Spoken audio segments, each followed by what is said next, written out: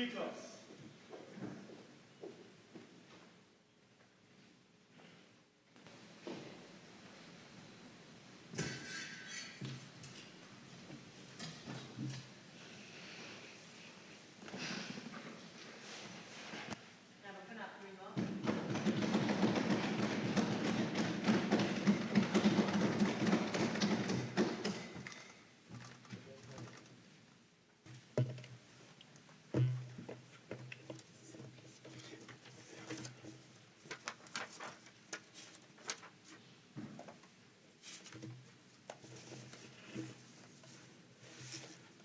Thank you, Madam Speaker.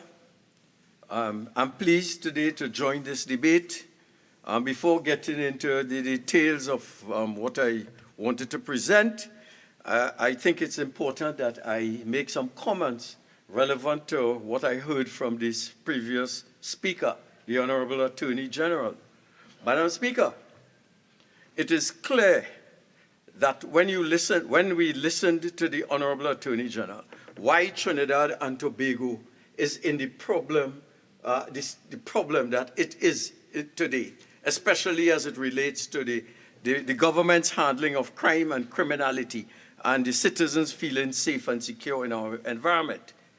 While the Attorney General was speaking to the motion, and the motion spoke about, we were here to be it resolved that this House condemn the government for its failure to effectively address the unacceptable and serious crime level affecting law-abiding citizens. The question was effectively addressed. What we heard from the Honorable Attorney General was a list of things that the Attorney General was doing to assist the judiciary and a list of items that the government was doing to assist in the fight against crime. We did not want to hear a list. We wanted to hear an effective list of actions leading to desired results. Madam Speaker, I'll educate those on the other side. What we mean by the word effective? And when I checked in the dictionary, it means, and I want them to understand that coming here and giving us a list is not the same thing as presenting effective items that would deal with a particular resolution of a problem, in this case, crime. Effective means successful in producing a desired result. Let me repeat that. Effective means successful in producing a desired result. The Attorney General came with his list, Madam Speaker, and even while he was speaking, the murder rate reached 100 murders in Trinidad and Tobago to date. We talk about it, it demonstrates cogently that the list of activities presented, that list was ineffective. Madam Speaker, when we talk about, and I'm speaking to the motion, when we speak about effectively address, effective synonyms, successful, productive, fruitful, potent, not a list of things. We want to see the potency, the efficacy, the results, the positive results resulting from the things that you do. And I'll point out why shortly. I'll give some examples. Synonyms include powerful, convincing, impressive, helpful, constructive, sound, persuasive. What in the list of things that we have heard from the Attorney General and from others would lead us to the conclusion that those things will effectively deal with crime? So the Attorney General mentioned that the government had contemplated legislation which were not supported by the opposition. Well, perhaps the Honorable Attorney General is new, but we have indicated, and our leader has told us, instructed us, we will support good legislation, not any piece of legislation that is not effective. And I go back to the meaning of the word effective. If the Attorney General was here before, he would know, for example, that we supported 4 pieces of legislation which we were told will get us off of the EU blacklist. 4 pieces of legislation. And today we came, and when we asked the Prime Minister about the EU blacklist, we were told that in Brussels, the banks had told our mission that they would... Madam Speaker, Standing Order 48.1, please. I'm responding.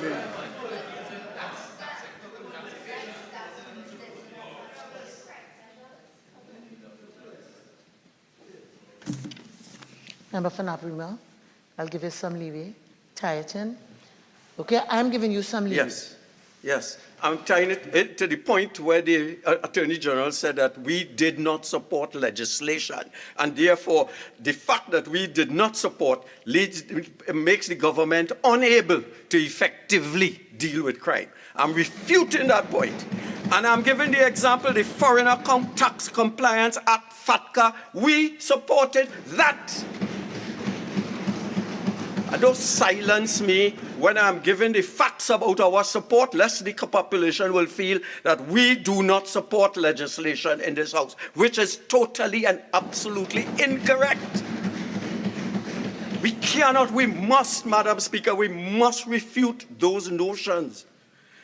We supported the Income Tax Amendment Bill 2019. We supported that. Let the Attorney General tell me no. We supported the Mutual Administrative Assistance in Tax Matters Bill 2018. We supported that. And we supported the Tax Information Exchange Agreement Bill 2018. We supported that. And we were told in the Joint Select Committee, if we support these things, Trinidad and Tobago will come off the EU blacklist. And that is why we do not trust the government. We do not believe that they are capable of living up to the responsibility of carrying out their duties effectively. The Attorney General spoke about prisons. And hear what? You know, what all he had to say, and that's why we say a list is not enough. The Attorney General said, we are great. Because hear what this government has done. We have now come to the Parliament with legislation that prison officers be armed when off duty. Now, okay, yes, they're armed when off duty. But what is the efficacy of that in terms of the crime-fighting solutions in Trinidad and Tobago? What is the efficacy of that when the prison service, and I'm speaking to the motion which talks about organs or institutions under the Ministry of National Security in total disarray. So on 2 accounts, I'm relevant. I'm relevant in terms of the response to the Attorney General, and I'm relevant in the context of the motion before us. Is it that you're asking me to stand and rule on irrelevance? No. Oh, no, I'm educating. No. I'm educating my friends. You see, they're slow learners. They're slow learners, so I have to be forceful in my pedagogy, so to speak. So while we were regaled that the great action of this government was to give prison officers to arm them when they're home, let me remind the Honorable Attorney General what the President of the Prison Officers Association said, Sharon Richards. He said that the prison service, and I quote, is in need for the repair of an alarm system at maximum security prison. And there is constant failure to provide basic necessities to effectively carry out their mandate. So how does arming them when they go home help in terms of the delivery of a service that is supposed to function effectively in order to reduce crime and criminality in our country? He went on. Among the issues, the president of the Prison Service Association. So when you come here and you want a gallery and to flash a list of things you do, flash a list with effective things that deal effectively with the issues of the prison service. We will not be fooled. We will not be fooled. Among the issues he highlighted are the dilapidated dormitories. No money to assist officers who need surgeries. dental, and eye care. He said while the prison has an abundance of qualified drivers, a private security firm has been contracted to transport prisoners. That is Newsday, July 2nd, 2022. Now, for God's sake, tell me how arming prison officers, when they are off duty, deal with the fundamental state of disrepair of our Trinidad and Tobago prison services. Now, the Attorney General, you see, we have to sit here and listen. And sometimes it's difficult to take. The Attorney General talks about the promoting, while boasting about the recent promotions of 200 corporals to sergeant. He recently promoted. Now he's boasting. This is highlighting a performance indicator of the government. But while the Attorney General is boasting about the 200 corporals promoted to sergeant, he absolutely ignores the 2,500 constables are waiting for word about how their promotion will be assessed. Madam Speaker, you see why we have to take everything they say with a grain of salt. What I am speaking here today, the 2,500 constables wait, who do not yet know what criteria will be used, how they would be evaluated, and how they will be promoted. But yet we are come today, we are told 200 will be promoted. Does the Attorney General and those on that side understand what that does to morale? Officers on foot, and the foot soldiers fighting against crime, and no reward for their work. Now you give them 4%. In an earlier debate, I raised the question about rewarding those who work and are foot soldiers in the vineyard of fighting crime. And there's no other first responder than the Trinidad and Tobago Police Service officers. But yet, and here we speak again to the organs are collapsing. The organs, the center is not holding.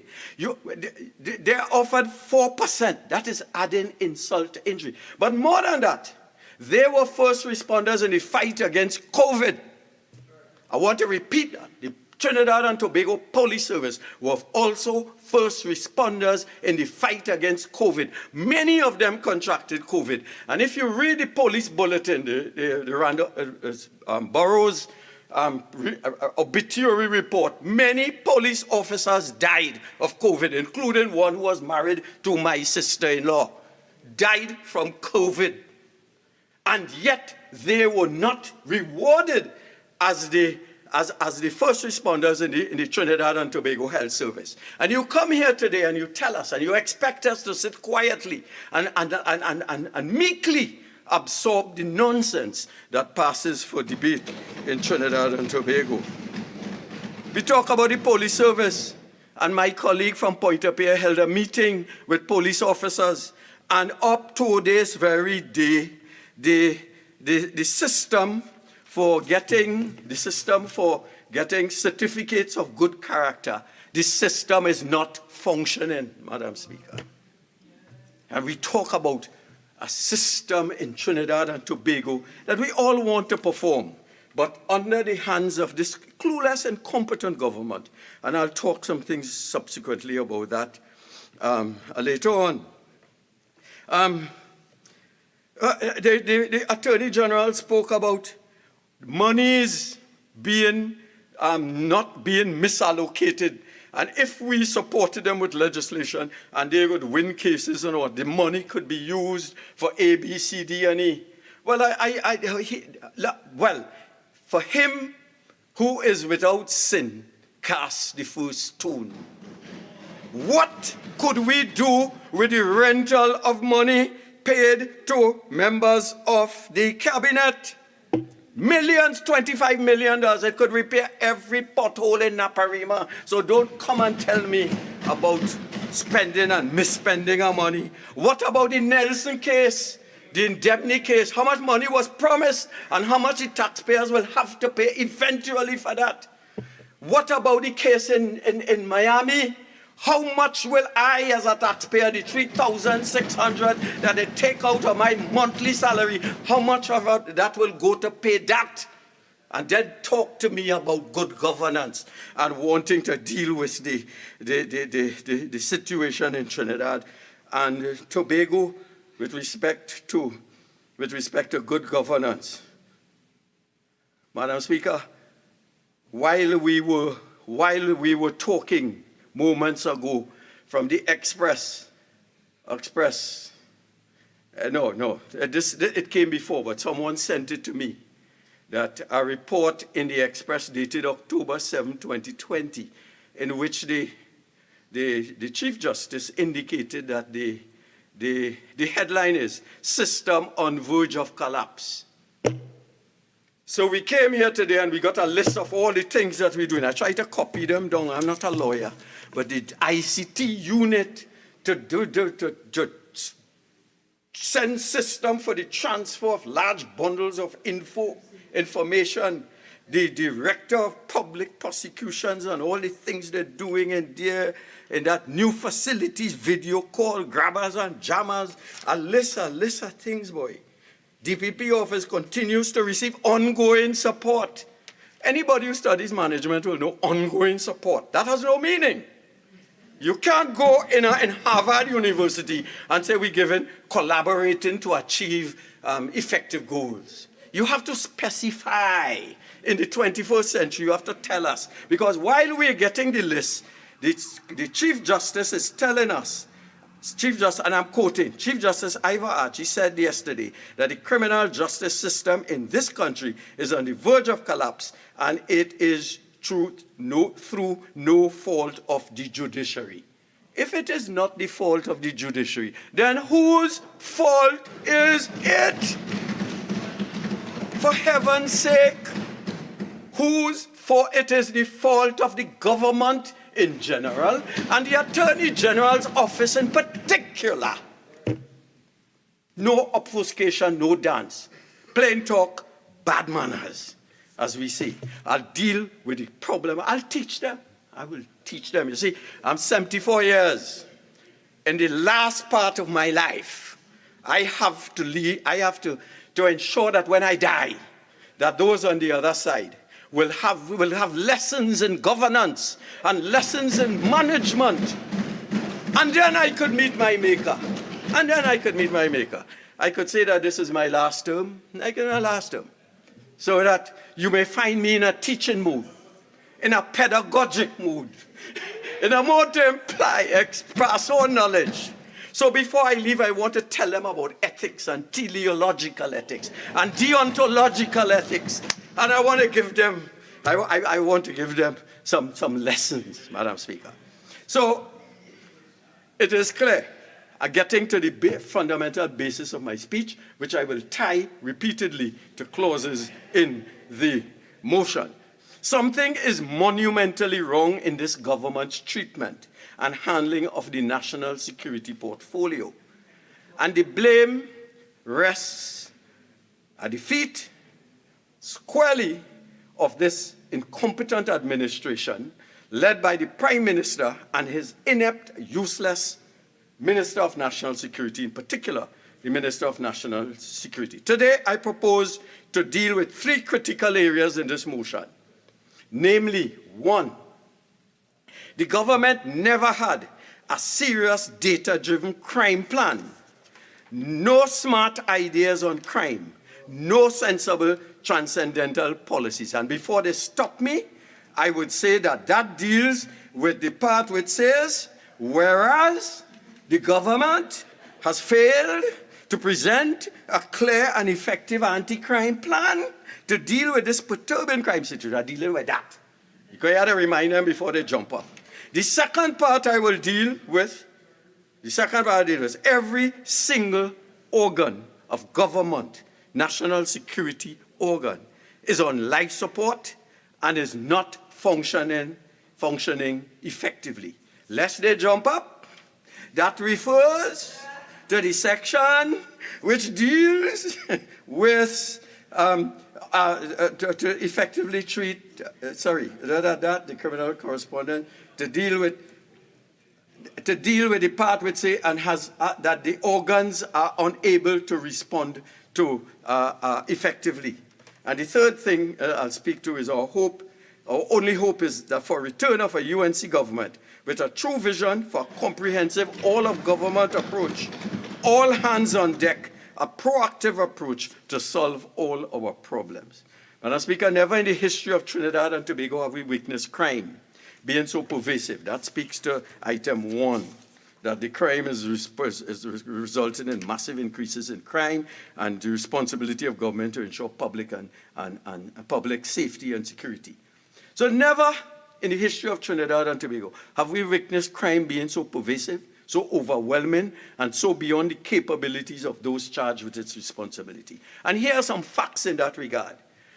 2022 was the most murderous year in history, we know that, exceeding 208's grim figure of 550, we know that. Both were recorded while the PNM administration were in office, we know that. And we are well on target for well over 700 murders this year. We are keeping our fingers crossed as patriotic citizens on this side. If they would only come to us and ask, we could share ideas. If they were only willing to learn and treat us respectfully, we would give them ideas. Our leaders break up the Ministry of National Security into two arms, external and internal security. I won't detain on that, except to say that it is clear that the organs are collapsing because one minister is unable to deal with Coast Guard vessels, and today we heard about riverine, marine vessels, unable to deal with the prison services and the TTPS. And so break it up so that each could have focused attention. I won't go there, except to say we are willing, able to help if asked, but it must be a respectful engagement. Madam Speaker, I say this without fear of contradiction. We think the PNM,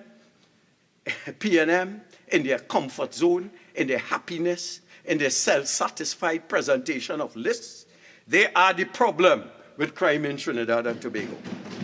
Since they took office in September 2015, here how many people citizens have died, flesh and blood citizens. 3,652 of our citizens have met their untimely deaths.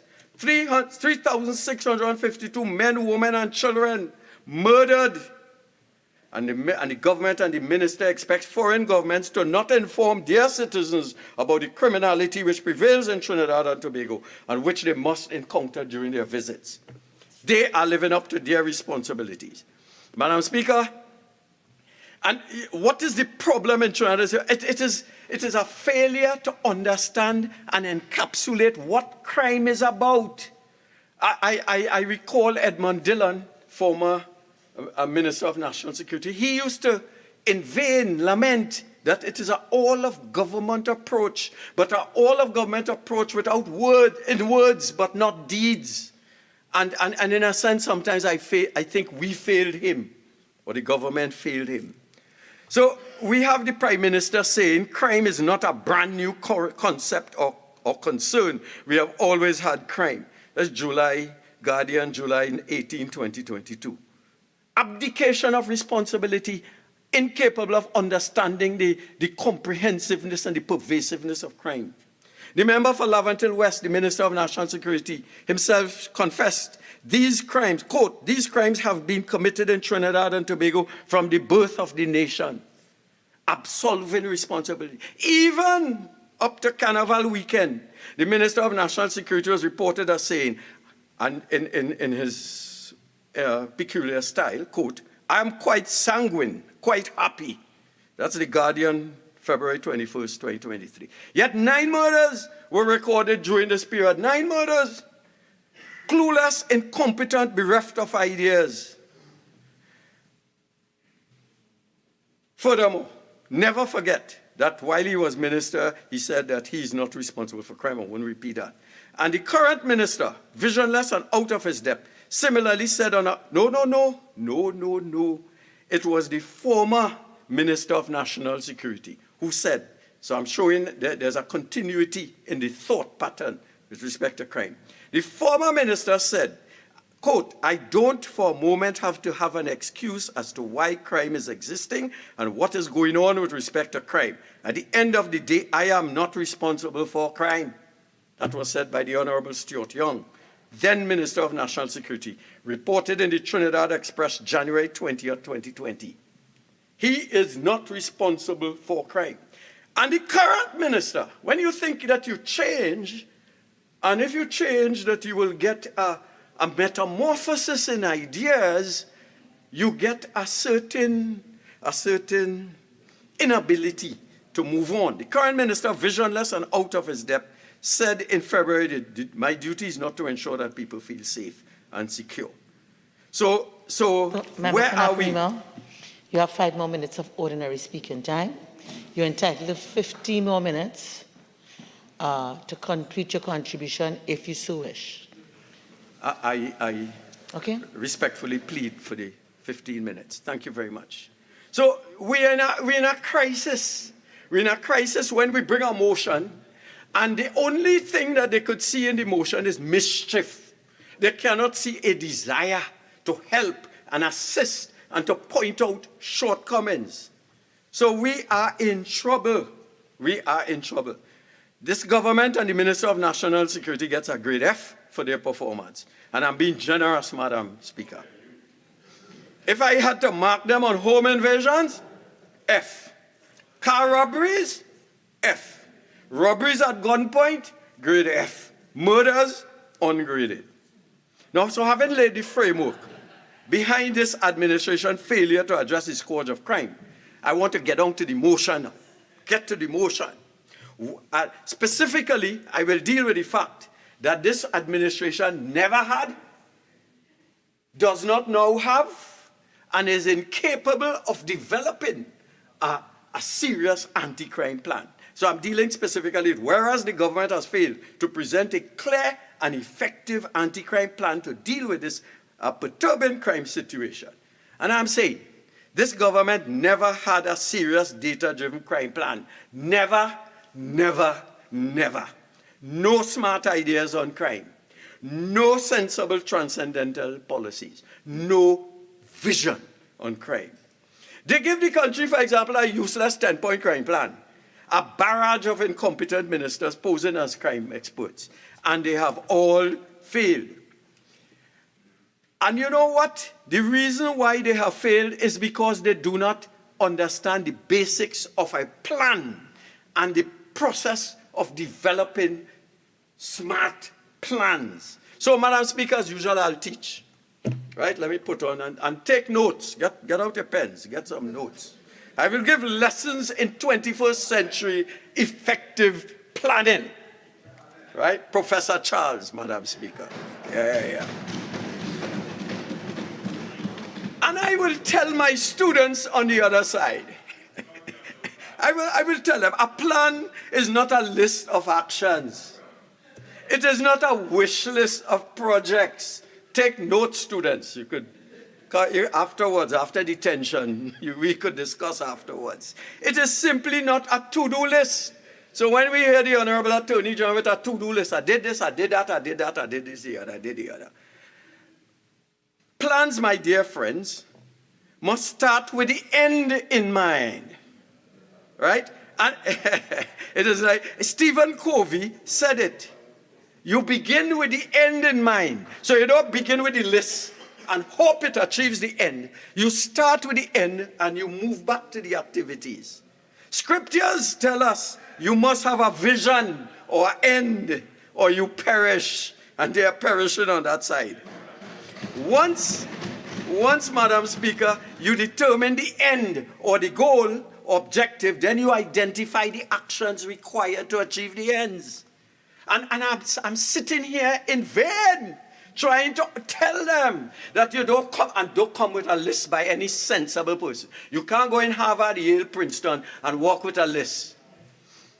You cannot, like the Minister of National Security, just throw out nonsense and say, hold that, look at a list of things that I'm doing on crime without tying them and making them relevant to the goal of reducing crime.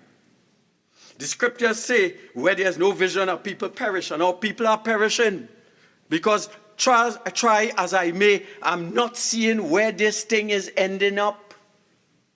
At least I'm seeing, but I'm frightened. Right? Another feature of a plan. So we say, point one, class. Point one is you must have an end in mind. So you come here to tell us, today, we are getting off the EU list, that's the end. And these are the list of actions we're taking to achieve the end.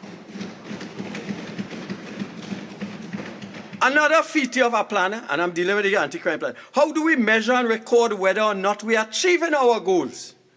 How are we succeeded if in spite of our actions, which we heard today and we heard last week from their speakers, in spite of those lists, murders increase exponentially, something is wrong. So only then can we course correct. We have a goal, this is the plan, in the middle we check, it's not working, we shift and we course correct. They cannot, and any management student can tell them that. Not anyone in this cabinet who continues to regale us with lists of activities. They have I suspect they all have PhDs in list preparation. Ask the member for Laventille West for a crime plan, and he gives you a list. You pull it out of his pocket and he gives you a list. A true crime plan for Trinidad and Tobago must have the following. Take notes, students. Get out your pens and papers. It must have. Any responsible Trinidad and Tobago crime plan must state, for example, that police response times will be under 10, 15, 20 minutes. The end. Police response time, 20 minutes. Now you could tell us that you're given resources, 200 cars, 600 cars, to achieve that goal. You have a goal of 15 minutes response time, then you allocate resources to achieve that goal. And then after a specified time, one can measure whether that goal is being achieved. So that is one class, measurability. First thing, goal must be set. Second time, it must be measurable if you want a crime plan. Increasing crime detection rates to 40% in 6 months. I don't want your list. I want your list in relation to reducing increasing crime detection rates to 40%. Through increased patrols, greater confidence and trust in the TPS to encourage tip-offs, etc., etc. Fortune 500 countries do this. This is elementary. If you want a crime plan and you have goals, you do not have measurability, then you have no plan. So when we hear today from the Attorney General, I'm doing this for the DPP's office, and we meet to look at, and we collaborating on. I don't want to hear that. That has no meaning. Fully staffing the DPP's office and the Forensic Science Center by the end of the year to reduce the backlog in our judicial system by 20% annually. See what we're talking about? So we could come back here in a year, analyze whether the thing working, give you an A+, rather than a list and we can't remember what you say. Now, Madam Speaker, I'll come to an important point. We need to immediately conduct performance appraisals using measurable indices to ensure that cabinet ministers, like members for Laventille West, do not collect fat salaries and do not deliver. In Singapore, ministers receive a flat salary. They get a flat salary. And then they get bonuses based on measurable performance. So a minister of national security will get a flat salary. And if he reduces the murder rate by 20%, he gets A bonus, 10% B bonus, 5% C bonus. That is how serious countries are run. And when you talk about Singapore, they say go Singapore and live. Go Barbados. Go. But we have to learn that the system of benchmarking. And we have to have the confidence to benchmark against the best and better them. Reducing our murder rate by 25% annually through mentorship programs aim at steering our young men and women away from glorifying a life of crime. Madam Speaker, the Minister of National Security stated in this debate that they bought 80 plus 31 new vehicles and 24 more were being sourced, and around 69 more would be received by January or February this year. 204 new vehicles, but the minister failed to tell us how these 204 vehicles would tie in with a target to reduce police response times. That is the missing link in what we hear repeated. Madam Speaker, the TTPS could have 5,000 vehicles, but when every 5 feet is a landslip or a crater because of neglect in fixing the potholes, right? How can patrol officers reach citizens in time, even if they have the vehicles? And this is why we speak of an all-of-government approach to crime fighting. It's easy, you know, but you must want to learn. You must have the humility to say, I do not know. I now propose to deal with the following clause in the motion, which states, whereas the government has failed in its management of the organs responsible for national security, law and order, and has been unable to provide for safety and security of citizens, resulting in massive increases in serious crime. Madam Speaker, every single organ of our national security apparatus is on life support. And a word I learned from the Ministry of Health is an HDU, high dependency unit, past ICU, not functioning at all. Our 10,000 strong TTPS is on life support with limited body cams, basic body cameras, or computers in stations, or receipt books, or diaries, or computers and software in patrol vehicles. Madam Speaker, I spoke about the Prisons Association. I spoke about the Prison Association in ICU, where our 5,000 army personnel are in ICU with bullets turning up at crime scenes. Manos. Yesterday, some Venezuelan got shot and the headline in the papers, TTR bullets on the scene. What is happening? What is happening to an institution that is supposed to instill discipline in our youth? You have officers before the courts on serious crimes. The TTG, CG, the Coast Guard, I call it the Trinidad and Tobago Coast Guard. You can't see them. You're jogging and you call the Coast Guard and they wait 2 days before they come. Their vessels seem forever tied up in Stobbles Bay and clearly leaving our borders porous. A report on the shooting of a Venezuelan child seems to be another missing file. Hey, we need to hold a commission of inquiry. Pay off a little friend now. Give him a little brief to study the missing file on the Venezuelans. What?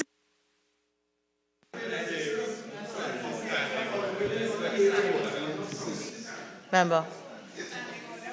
6, please. On the point. No, all right, members. I know the member for Naparima may have introduced a lot of levity, but still we need to be bound by the standing orders and be respectful of each other.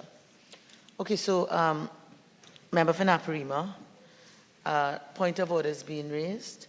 It's with respect to something you said about the briefs. It's the manner in which you said it. So I will ask you to withdraw that.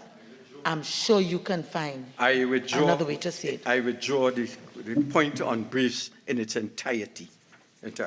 But let me continue with the point about the breakdown of the organs. The patrol captain at Maracas Bay Lifeguard Unit, even in the lifeguards, Carl Hernandez said no attention had been paid to ensuring the nation's beaches were patrolled. The call for increased presence of lifeguard was not a new one, as he claimed the last intake was 13 years ago. 13 years ago, and you come in with a list, the thing collapsing. You know what they say? They say when you go to the beach in Trinidad, who live, and who drunk, dead. You're on your own. Immigration officers, 25 employees at Immigration Detention Center in Aripo say they have not been paid salaries for January. Are gone. You're tired. All organs of the Ministry of National Security are on life support, in ICU, in HDU, and on the verge of dying. I now propose to deal with the following clause in the motion, which states, whereas the government has contributed to the disturbing crime situation as a result of 7 years of neglect in education, training, opportunities, rising unemployment, and a total breakdown of the social net. Our only hope, as I said before, is for a return to a UNC government with a true vision for a comprehensive all-of-government, all hands-on-deck, proactive approach to solve our crime. Madam Speaker, the causes of the escalating crime. Antonio Mata St. Rose, one of the young men killed by the police following a robbery at KFC.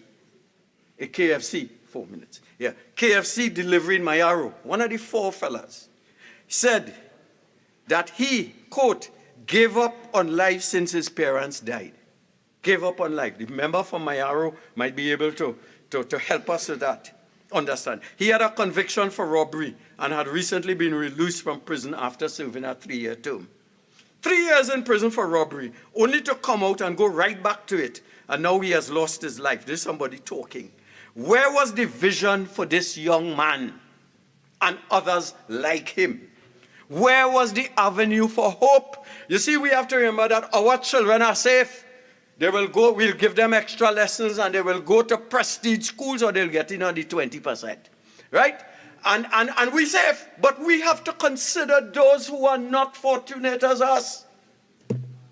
Scripture tells us, do it unto the least of these, my brethren, and you have done it unto me. We have no soul. Where was the all-of-government approach for that child? And there was another little boy who left his parents, his mother, and walked out and drowned. And when you look at that, you say, why is this Trinidad and Tobago in the 21st century? Madam Speaker, I speak to education in the short time I have. Years ago, when I was working with Dr. Cuthbert Joseph as a trainee research officer, he gave me a book to read. It was written by Eric Williams in the 1950s. It was called Education in the British West Indies, in which he had a vision for education that spoke to the need for relevancy by frontally encompassing agriculture, tech-vox studies, and other subjects in the curriculum. Madam Speaker, it struck me that Dr. Williams, over 70 years ago, I am 74, that's right, when I was 4 years old, he wrote that book. And 70 years ago, he had a vision for post-colonial education in Trinidad and Tobago that is relevant even today. Where is the P&M vision for education that will turn our youth turn away from crime in an all-of-government approach to solving the problem? Where is the vision? Does the Honorable Dr. Gadsby Dolly have a vision like Eric Williams did for our education system? Madam Speaker, maybe a vision is bundled up somewhere, gaining cobwebs, but we are in the dark about that vision.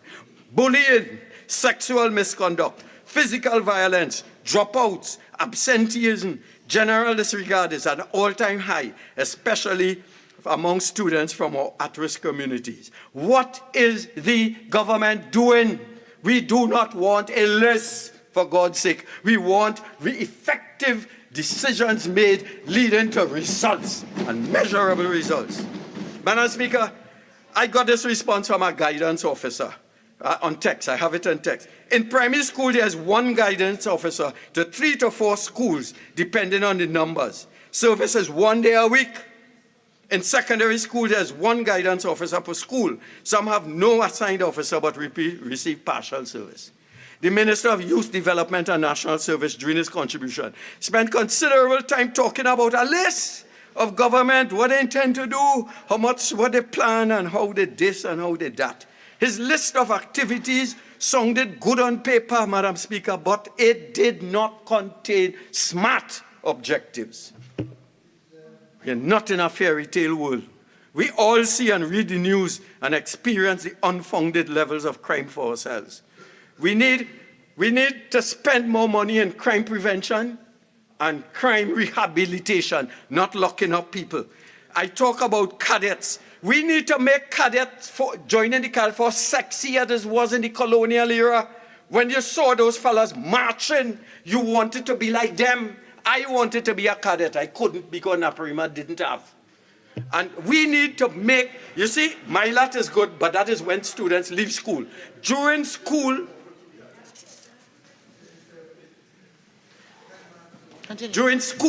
you revise the curriculum, you have specially targeted cadet force leaders, and you make this so that when you join the cadet, you can join the army. As it stands now, if you are in the cadet and you reach the best rank, and a person comes with a P&M party card, he gets in before you. This House to now adjourn to a date to be fixed. Thank you.